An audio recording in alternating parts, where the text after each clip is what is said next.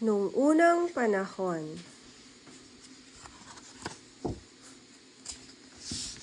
I think this is just Filipino. Oh, there's an English version. How Tuan created the world. In the southern tip of the Philippines live our countrymen called the Samal. The Samal believed that long ago the world was one vast ocean. The ocean held nothing but a large ball. Inside this ball lived the god Tuhan. Also within it were all things in the heavens and on earth that we see today. One day, Tuhan broke the ball in half.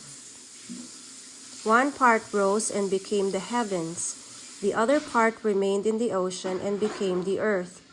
Tuhan joined the part that became the heavens. When he looked down on the earth, he thought that there should be someone there to guard it.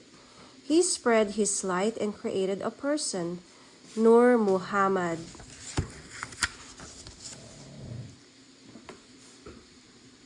Because he was the only creature on earth, Nur Muhammad thought he was Bathala.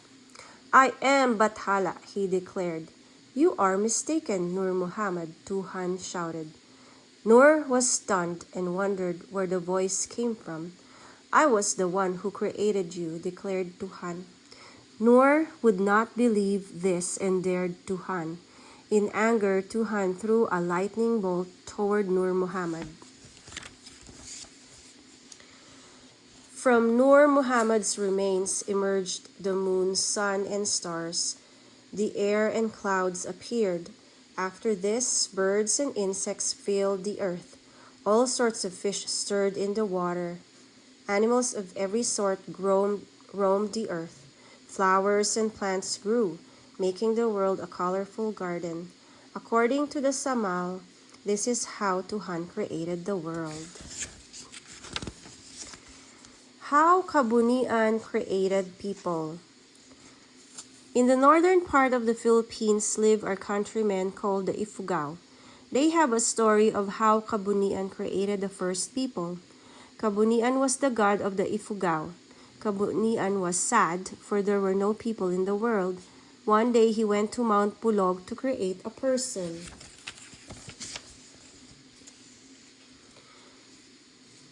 I will make 3 kinds of people with different skin colors, Kabunian said.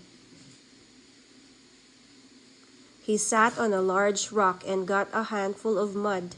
He molded the mud into a person. It was night time when he was done with making the first person. The darkness of the evening stuck to the skin of the person Kabunian was creating, making it black.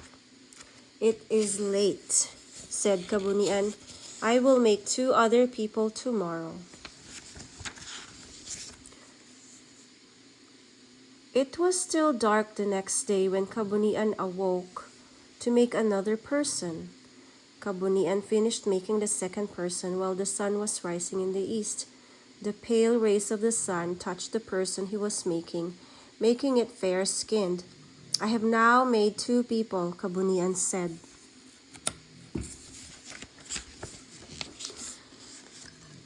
Kabunian took some mud once again and made a new person. It was high noon when he was done. He laid it out in the sun to dry. Kabunian fell asleep from fatigue. The third person he made was left out in the sun. When Kabunian awoke, the dried mud became a brown-skinned person. Finally, I created 3 people with different skin colors, Kabunian said. The people Kabunian created became the forefathers of the people of the world. The first person became the forefather of black-skinned people. The second became the forefather of fair-skinned people. The last became the forefather of brown-skinned people.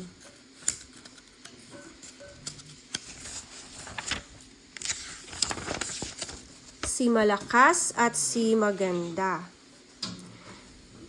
Malakas and Maganda. There's a story told by the Visayans and Tagalogs about the first man and the first woman. Long ago, according to the legend, the world was a beautiful paradise. There were animals and plants all around, but not one person was there. Once the king of the birds grew hungry and saw a lizard creeping on a giant bamboo. He approached the lizard, wanting to feed on it. But the bird ignored the knocking and went after the lizard. The bird's beak missed the lizard and instead hit the bamboo. When it tried to catch the lizard once again, the lizard got away, but the bamboo suddenly split into two.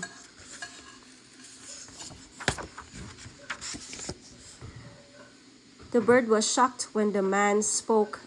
"I am malakas," said the man. The bird was amazed when the woman spoke. "I am maganda," said the woman. The two thanked the king of the birds for splitting the bamboo into two. They invited the king of the birds to live with them in the giant bamboo, but the bird invited them instead to visit the rest of paradise.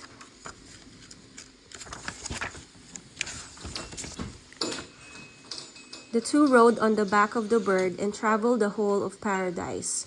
While up in the skies, the two noticed islands that resembled pearls. "That is where we want to live," said Malakas and Maganda. They were pointing to the islands of the Philippines.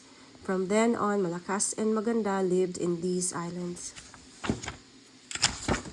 The end.